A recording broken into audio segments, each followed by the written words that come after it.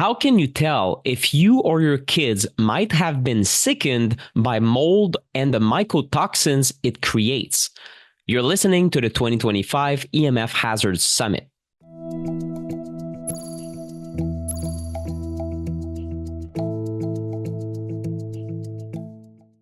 My name is Nick, the EMF guy Pinot, and this is the EMF Hazards Summit, Protect Your Children. In this presentation, Dr. Lisa Nagy tells her own journey as a mold and chemical sensitivity survivor and how she was able to recover. She reveals the top telltale signs that kids and teenagers are being poisoned by mold in their home or in their school.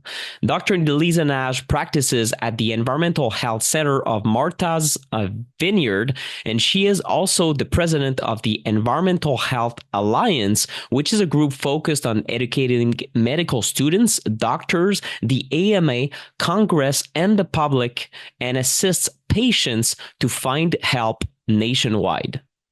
I'm here today with Dr. Lisa Nagy. How are you, Dr. Lisa? I'm good. How are you? I'm good. Thank you for being here. And I'd love to just start by asking you, what's your medical background and how did you come to appreciate the dangers of EMFs? Well, I am a physician who, undergrad, I went to University of Pennsylvania. And then for medical school, I went to Cornell Medical College in New York City. And I was trained, I did a few years of general surgery and trauma in Brooklyn and Queens, which is fun. Cut open the chest and deal with the gunshot wounds. And then I went into emergency medicine, where I did ask questions about like food allergy leading to headache. Did you have a piece of chocolate cake and hide it from your wife under the bed? That kind of thing. So I used to think in terms of why somebody would present with a problem and try to take a little bit of a more in-depth history at the time. But then I moved to California and I was working in emergency medicine practicing, and I bought my first house, which had an aquarium. And the aquarium was 5,000 gallons of water. It was for a Walt Disney movie, and it was built into the wall. And the doctor who put it there covered up the air intake for the house from this, what potentially was a moldy shed. So it was wood and water and no ceiling, no polyurethane. So the wood, obviously, when it got moist, breeded molds, but we didn't see anything. So what happened was I fell apart and I thought I was like depressed. I was wearing a bathrobe all day, sitting by the pool. I couldn't move. I was exhausted. And it turned out I developed environmental illness or chemical sensitivity and severe electrical sensitivity as well, which about 30% of patients who have environmental illness get electrical sensitivity. And usually it's from mold. And we think it's related to calcium channels. They call them voltage-gated calcium channels. And I'm not sure really of the research about this or whether certain medications that would affect calcium channels are curative. But I learned the hard way about this field. I was disabled for 10 years. I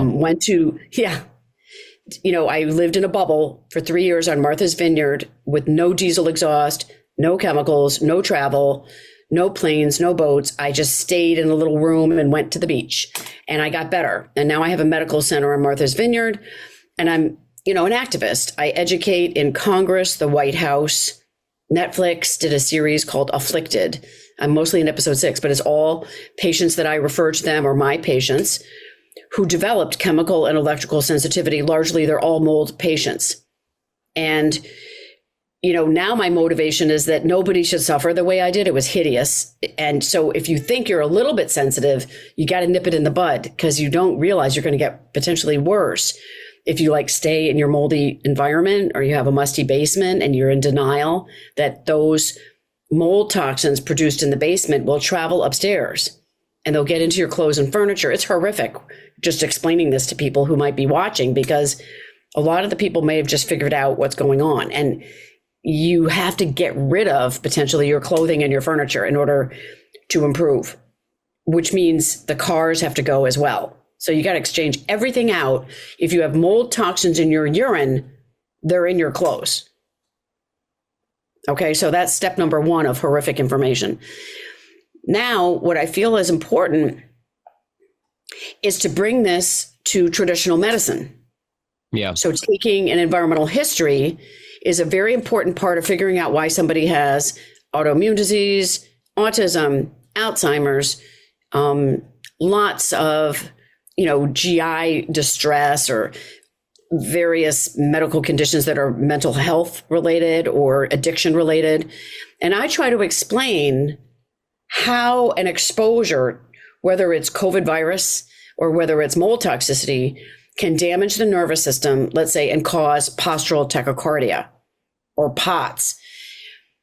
So we'll go into activism for a minute. Sure. So POTS is a traditional cardiologic problem. And I got the Medical Society of Massachusetts to accept my resolution. They're going to vote on it in the next weeks. Like, they rewrote it from the Public Health Committee, so it really can't fail.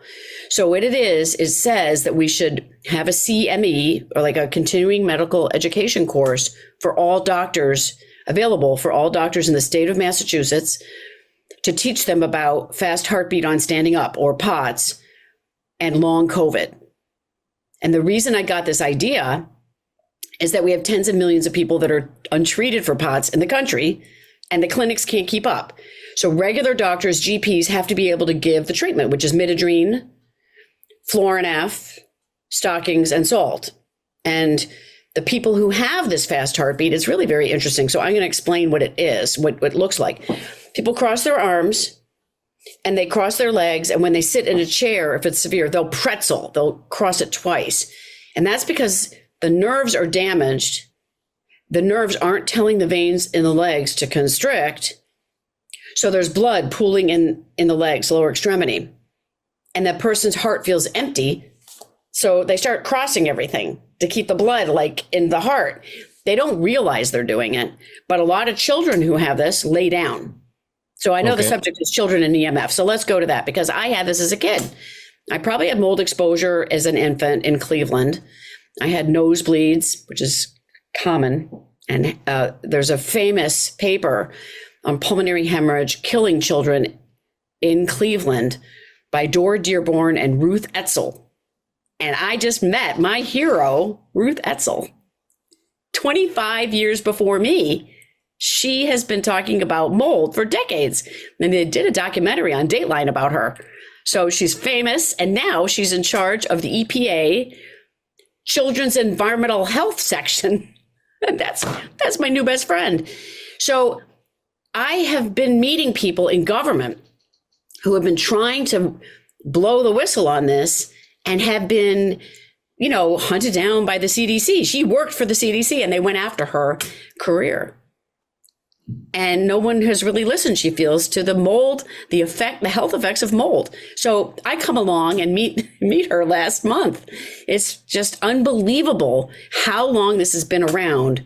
But traditional medicine, especially men in medicine or men in marriages, do not believe this. They don't believe mold can hurt you. So women out there who have a sick child who's either environmentally sensitive or autistic or Asperger's or ADD, the woman is right. Believe the woman. She will often want to take the children and leave the home if it's moldy, and the husband will stay and go down with the ship. So you can't really argue about it. You need to take the most educated, scientifically minded person in the family who might be more sensitive, which could be the woman, and listen to her and do what she says. Then that's my feeling, is that the men will be better off and their children will be better off if everybody works together. They all go to the medical appointment for the mother or the children. It's not like one person goes and the other stays in denial and is uninvolved, whether you need to go off gluten, avoid Wi-Fi in the house, turn off the cell phones at night. These are obvious things that I think your group probably knows, but in general, electrical sensitivity can be sensitivity to fluorescent lights from above. You can get like a headache or just not like them. The cell phone can heat up in your hand, or if you use an earbud, it'll heat up in your ear. And I recommend, I don't have one to show you, but an air tubing headset for sure, better than speakerphone. So if you need to have a 3.5 millimeter jack and it doesn't go into your iPhone because it's newer than mine, which is a 6, then you get a little junction for $5 and it splits off and gives you a port for the 3.5 millimeter jack. So that's a practical thing everybody should do. You go to Amazon and you buy this air tubing headset. The pink one with copper is $23, and that lasts a lot longer and doesn't break than the white one, which is like $7. So that's step one. Now, what I just recently did this like 2 days ago is that the American Medical Association for Women, it's called AMWA, and they have globbed onto this. And finally, after 15 years of my asking, they gave us an environmental health committee. So it's a working group where we can bring in experts to give talks, and female doctors from all over the country will be able to use this resource to become educated about EMF and chemical sensitivity, among other things. It's huge. Wow. Don't you think isn't that unbelievable? Will you have Dr. Stephanie McCarter maybe, or is there some people? Okay. Yeah, I can do all sorts of people can do presentations, and we'll keep them archived forever in medicine. So men in medicine will be able to access them by just becoming a member. So I got a discount rate of $135 for all doctors. They put in the word group and they go to AMWA, whatever the website is, and sign up today. And if you're a layperson, I believe it's $150. There's no like discount that I've arranged, or I could. And you could just sign up.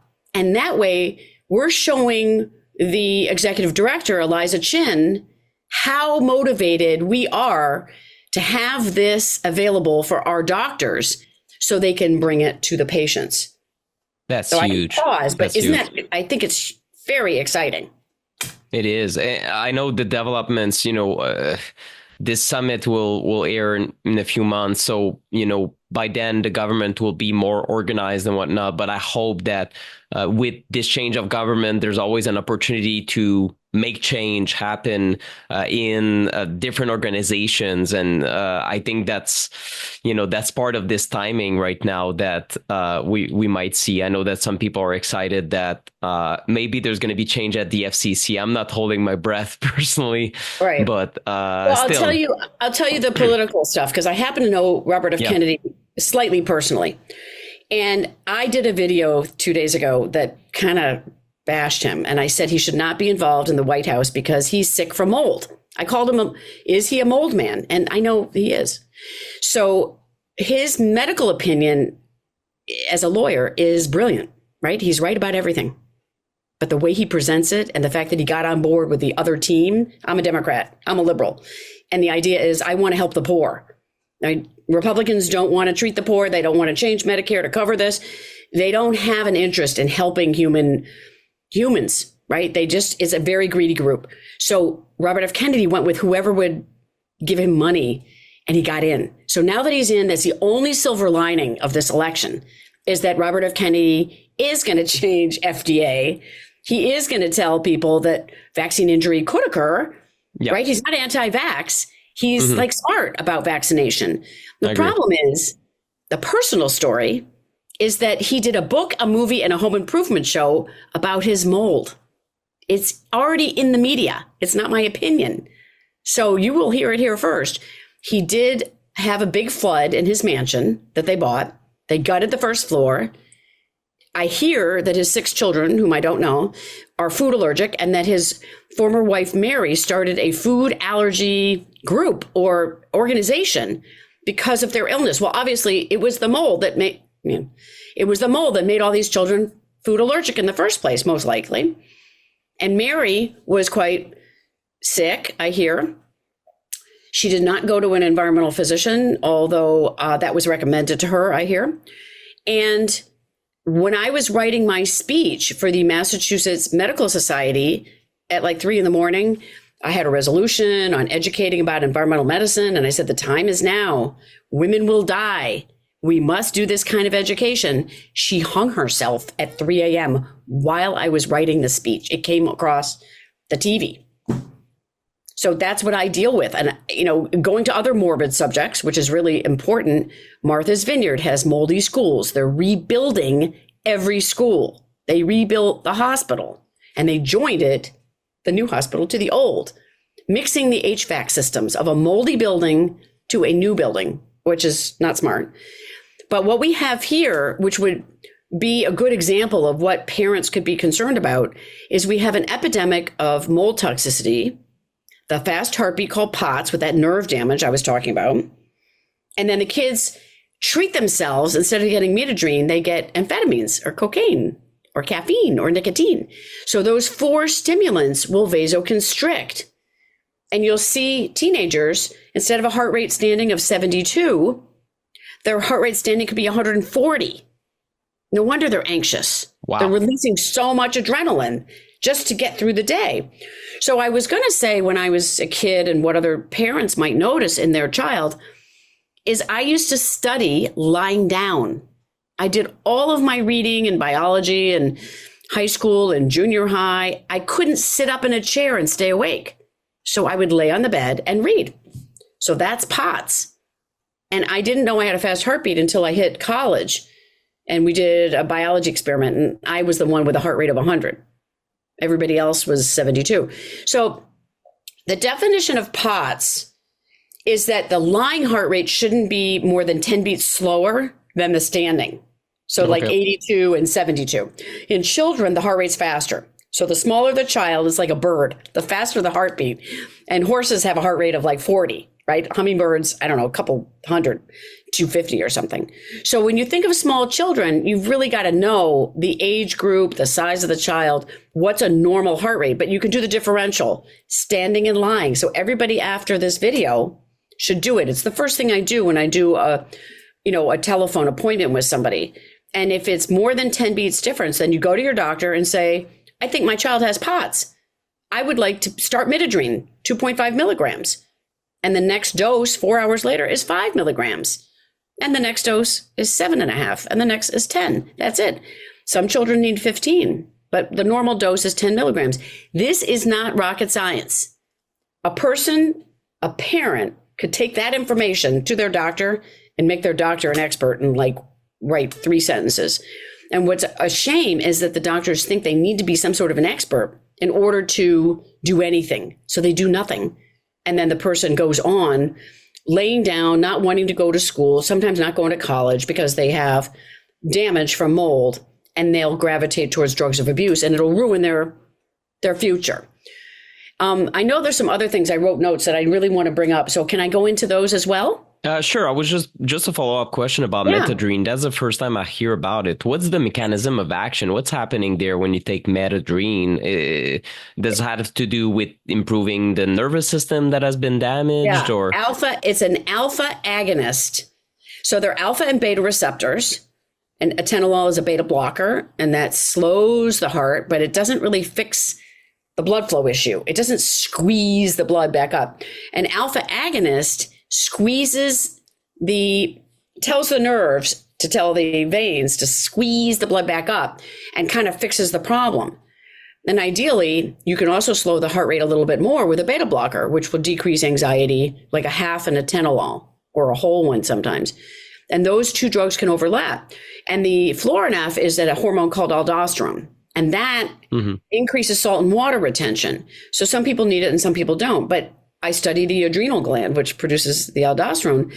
And if somebody has low aldo or low cortisol or DHEA or pregnenolone, then they need replacement of all of these hormones in order to feel normal. So I'm used to treating more adults, but I see teenagers all the time that have burnt out. I think I discovered this.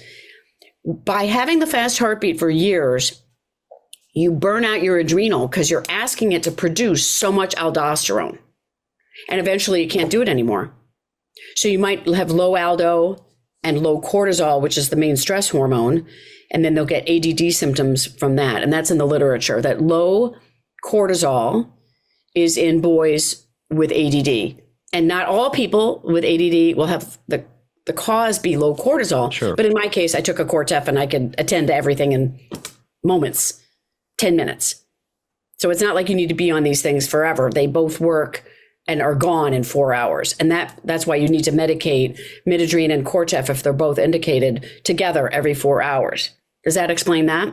Sure. Yeah, that's a good explanation. And what kind of signs can people rely on when it comes to identifying mold toxicity? You mentioned some of them. I know that nosebleeds are especially telling. Is that Is that true? Yeah, I mean, that was pretty rare. I must have been pretty bad. But Okay.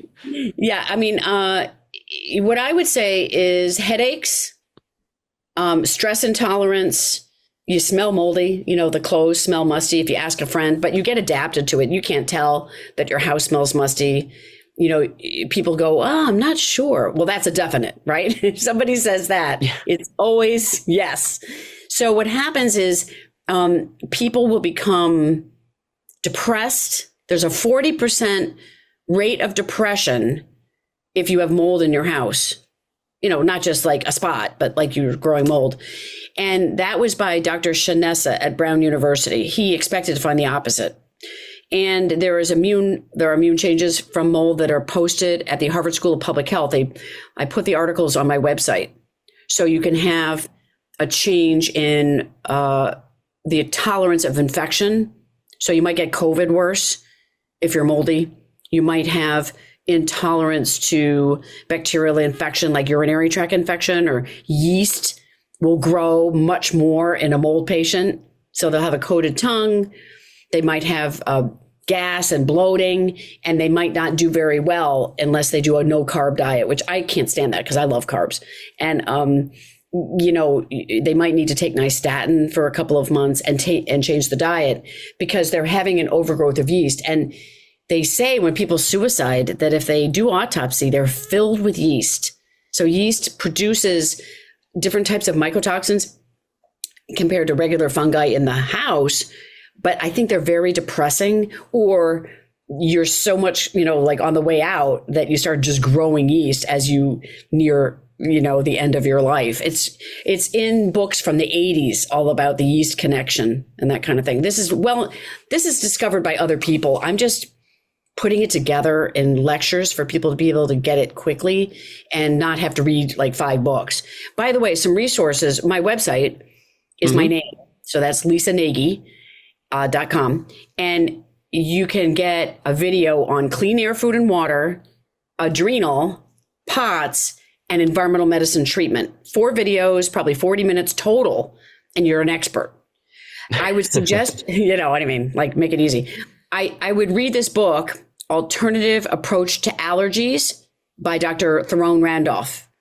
So Randolph was the father of environmental medicine. His first name is Theron, and he treated Mitt Romney's family in the 60s in a hospital. And I confirmed that with the brother George. So the mother and brother, I don't know if they had mold toxicity or what was wrong, but let's presume.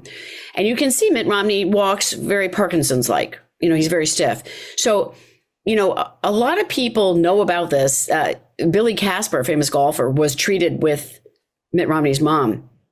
And I talked to Billy Casper as well, who passed away. But a lot of these people, even in the 60s and 70s, were educating in their own way. But we need Medicare to pay for the allergy testing. And that's called provocation and neutralization. And without the shots, nobody gets well, is what I used to say. That was before I was practicing. And so there's a histamine shot and a serotonin shot and a candida shot, and then you can get mold shots, and you can get weeds, trees, and pollens. And there are certain shots that will make people feel tons better. And if they have electrical or chemical sensitivity, you want to buckle down and do what everybody else did to get well. You don't want to go to a practitioner once every 3 months. You need to usually go every day when you're really sick for a couple of weeks or a couple of months. Do intravenous vitamins, do the midodrine, do the Cortef if you need to, do the other hormones like estrogen, testosterone, and growth hormone. And so that means you need to go to somebody who knows how to do that. And then you can start sauna, 5 or 10 minutes, 140 degrees. And then 3 days later, add 5 minutes. If you start to crash, it's too much, don't do it. Don't even do hot baths, because too many toxins come out too fast. And the person thinks, oh, I feel good in the sauna. They keep getting in. It's the worst thing for you. You want to back off and not do sauna as you get worse. The other thing we do in environmental medicine, which is free, is rotational diet. It's called rotary diversified diet. So you take foods you're sensitive to out of the diet for months or years. Then you rotate foods like pork chops on Monday, chicken Tuesday, beef or whatever, the next couple of days, lamb. And you do not have beef every day, or you will become allergic to beef. Yeah. you probably know this, but people with electrical sensitivity or electrical concerns may not even realize that the first time you eat the beef, you're okay. The second day you eat beef, or second time in one day, greater than 1 hour, you get sick. So I have people who have, headaches from food, or I get exhausted. If I have like a huge amount of dairy, or egg, I'm in a milk coma. But if I have just enough, then I'm fine. So as long as you understand the principles, then you can play games with, cheating a little bit and having a good time, like alcohol, maybe once a week, maybe once every 2 weeks. But don't have tequila Monday and Tuesday, because you'll get hungover on Tuesday, which, I found out, right? So, I like to go hear music, and even half a shot of tequila is too much. And so what I tell people is wine is out. The headaches from wine is the first sign of environmental illness. And a lot of people get very fatigued from wine and will say, oh, I get that. So that's why I say 70% of women over 40 are environmentally sensitive, right? It's that big. And so you figure if a third of those people are a little electrically sensitive, it's a large proportion of the population now. They just don't recognize, I get tired from fluorescent lighting. Well, it's an illness, and you don't want to get worse. You want to change the house, the diet, so that you survive and do well and your children do well. And you don't want to go off everything. You want to go to a practitioner who says, I've tested you and you've got these gluten genes. You should be off gluten, but you're actually not so bad. So not everybody needs to go off of dairy, gluten, soy, and corn. It's not required that you go off of everything, but you might not want to have fluorescent light bulbs at your job. You might want to get an incandescent lamp. Do you see what I mean? You're just trying to make your life as tolerable and happy and pleasant as possible. So listen, I want to tell you 2 more things. Sure. Okay, so I was very electrically sensitive when I took too much Florinef. It lowered the potassium to 2.2, which will kill you. And I didn't feel too well. So I went to an emergency room and they figured out my potassium was 2.2. They gave me IV potassium over like 20 an hour. You can't give it too quickly. It's what a lethal injection is potassium. So They gave it to me slowly, and I got my EMF resolved. My EMF sensitivity went away, and within a few hours, I left the hospital.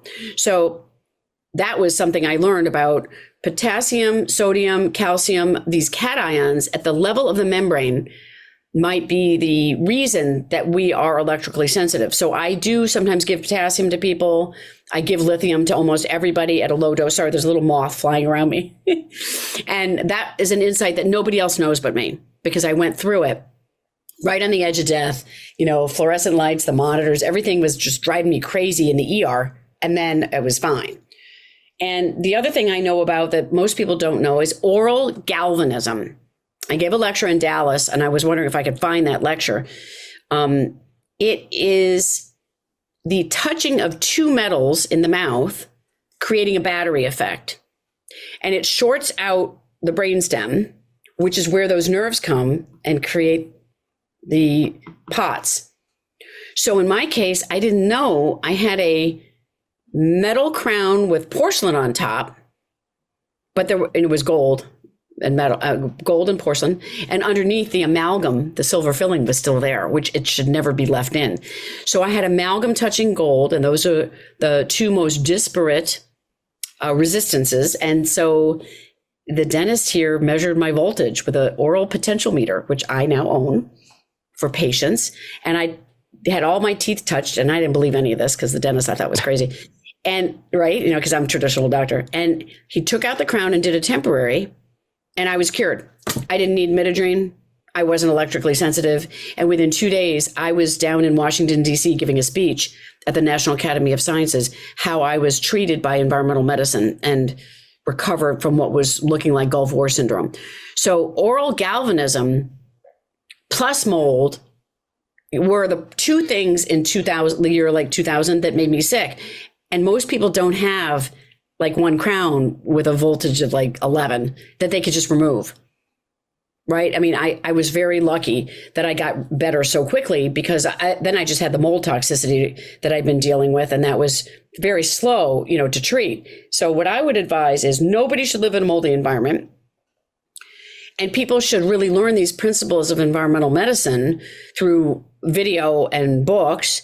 And you should help me promote it so that all doctors learn this. So if you're a layperson and you want to go to AMWA and sign up, that will show AMWA that we have public support. And I'm going to have Ruth Etzel, right, who's this leading person in children's environmental toxic exposure. She wrote the textbook for the American Academy of Pediatrics, 3 revisions. And she's the queen of knowing about toxicity for our country, but really it's not getting to the public. So we're going to try to make that happen through your work and mine. Anyway, that's all I can think of saying for the next, 5 seconds. That sounds great. Well, you left us with so many gems and things to review. I know. So Lisa, nagy.com. Right, for your website, and you have resources there for people. So I'm going to be sure to link everything you talked about. Thank you so much for your presence today. It was I'm going to review it a few times myself. You're a fire hose of information in environmental medicine, but that's good. That's actually a compliment. I know that my audience loves hearing new perspectives, new factors to think about. And I think that the environmental medicine approach has been mentioned several times by speakers in this summit. So it is, to me, the closest to, as holistic as it can get is environmental medicine, because I see other practitioners that call themselves holistics or functional that still miss a large part of the factors that can get us sick. So that's my conclusion so far. And, you're one of them that has been recommended to me by many people as yourself, one of the pioneers in this space. So do you have anything else you wanted to add before we part ways? I'm following the pioneers like Dr. Wrinkle, whose book is great on food allergy that I'm reading now. And it talks all about neck pain and leg pain from food allergy. And the mast cell releasing histamine is popular now, but he was talking about this in the 40s. Wow. Anyway, so antihistamines are kind of a big deal, and the histamine shot. But the other thing is, you got to watch out who's trying to make money on the patient. I think the environmental doctors were the old-time allergists, altruists. Dr. Ray was an altruist. Dr. Rapp, Doris Rapp, kind of said she handed the torch to me. We used to share hotel rooms and write our speeches. And she was doing a PowerPoint one night. And I said, put in about plastics and micro penis, because people will perk their ears and they're interested in, abnormalities of children due to exposure to bisphenol A and that kind of thing. So she was the pioneer. I'm just a spokesperson really for what I've learned by becoming sick and meeting all these people and reading all of the books by Randolph and Ray and Rapp wrote 5 best-selling books. So, but we need to get this into traditional medicine, and everybody's trying to make money. That's not the way to do it. Academics don't want people who are trying to make a lot of money off of patients. So I'm poor, proudly so, take Medicaid, and, Medicaid in Massachusetts, because that's the state I'm in. But we need to promote the kind of medicine that is educating and merging with traditional medicine and not be about money. So if somebody wants a huge amount of money from you, I would leave. Thank you. I don't have anything to add. That's brilliant. And thank you so much for your presence and your kindness. I really love your energy, your enthusiasm. And I'm very excited that you are in a position to influence government, organizations. That's huge. That's activism right there. And I hope that the public can support you in your mission by following, the steps we talked about at the beginning of this interview. And thanks again for being a speaker this year. And I forgot to say, I do have a nonprofit that I reactivated. So if somebody wants to donate, they can call my cell phone, 310-213-5472, and I'll tell them how they could donate. Because I fly around and give speeches, but I've spent hundreds of thousands of dollars of my own money trying to do this. And, anybody who wants to help, who's wealthy, they're welcome too. Perfect. Well, thanks for mentioning it. For sure, we have several people that have nonprofits or work for nonprofits that are part of the summit. And of course, we encourage people to donate generously. Okay. Thank you so much. Thank you. I really hope that you liked this presentation. If you want to take action on what you just heard, you'll find links to everything that was mentioned by our guest speaker right underneath this interview. If you love the summit and want to own the recordings in audio, video, and written form for all of these 2025 interviews, make sure to click the buttons on this page to get the 2025 EMF Pack. This EMF Pack is heavily discounted during the summit launch and for a very limited time. Remember that every purchase supports my work as an independent citizen journalist, as well as the nonprofit partners that are associated with this summit. Thank you for your attention and support, and I'll see you in the next presentation.